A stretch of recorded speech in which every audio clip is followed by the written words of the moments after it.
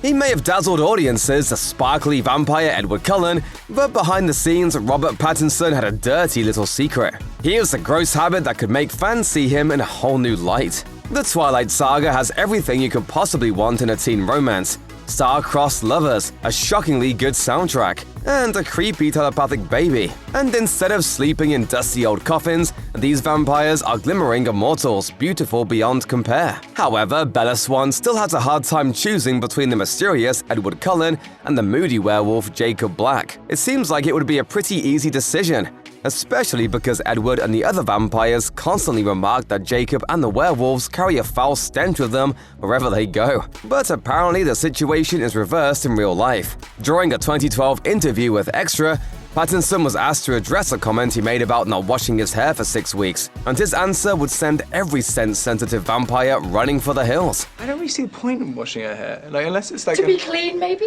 But I mean, if you don't care if your hair's clean or not, then why would you wash it? Pattinson then compared his unwashed hair to his untidy living space, saying, "It's like, I don't clean my apartment because I don't care. I have my apartment for sleeping in, and I have my hair for just, hanging out on my head. I don't care if it's clean or not." It can be hard to be objective about your own cleanliness, but it's impossible to know the truth when other sources have made conflicting comments about Pattinson's hygiene. The vampires in Twilight don't sweat, so readers might like to imagine that Edward smells like the pages of the books in his bedroom and the crisp forest air after climbing all those trees with Bella. Unfortunately, one source says that Pattinson smelled badly enough on set that it affected his co-workers. An anonymous crew member who worked closely with Pattinson during the production of New Moon told E! News, "He stinks. I mean, it's awful. He never showers, and it drives people on the set crazy. He completely reeks." Knowing that Pattinson himself said that he doesn't have the best hygiene habits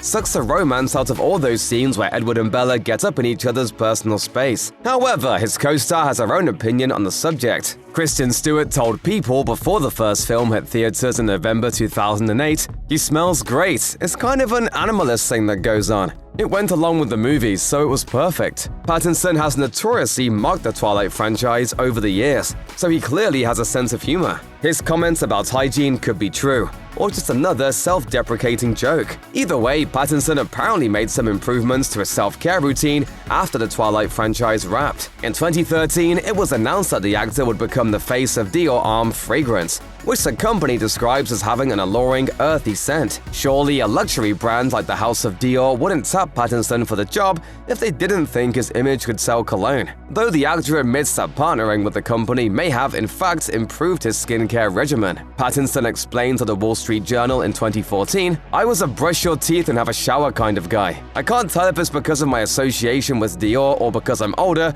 but I've started moisturizing. It's been a quite profound change in my life."